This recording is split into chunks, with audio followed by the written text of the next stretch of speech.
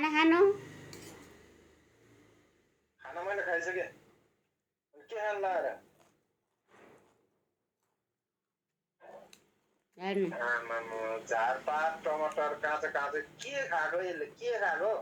झ्याममा मासु भात नखाएर के त झ्याममा मासु भात ज्योति खाने सुके दाउरी होस् के भन्नुहुन्छ नि कहिलेकाहीँ खाँदा यस्तो हो खाजा भनेको मेरो सधैँ यस्तो हुन्छ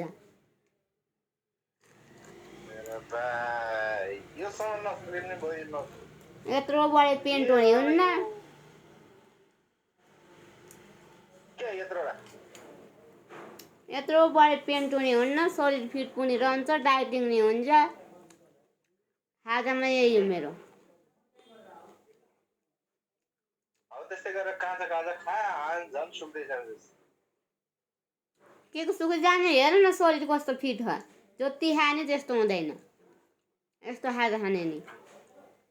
त्यो मान्छेलाई नसकिने भयो यार के गरौँ अब म तपाईँलाई नि भनेको नि मैले त्यस्तै गर्नु पेन्टो हट्छ भनेर तँलाई मेरो पेन्टले तँलाई भारी भयो मलाई भारी भयो तपाईँको पेन्टोले नाटक नरे जे पाए त्यही नबसरी यत्रो अब पऱ्यो पेन्ट हामी त जति खाने कपडा नि फिट छन् राज यही हो ल भोगो नाटक नगर्दै यसलाई नाटक भन्दैन तपाईँले 2-3 महिना ट्राई गर्नु त तपाईँको पेन्टो सिर्लिकै घट्छ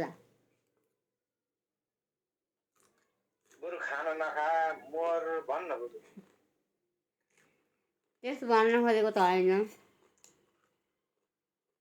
यो हाम्रो शरीरको लागि यो कति राम्रो हो थाहा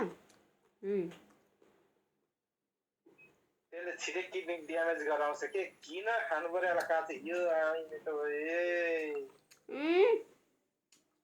जातिपितै जान्नु रहेछ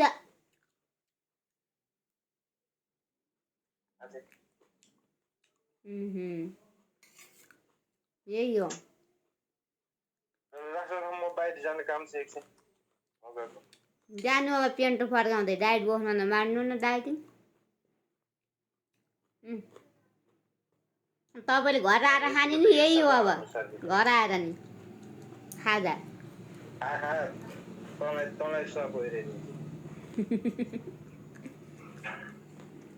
खाजाको रूपमा यही हो तपाईँलाई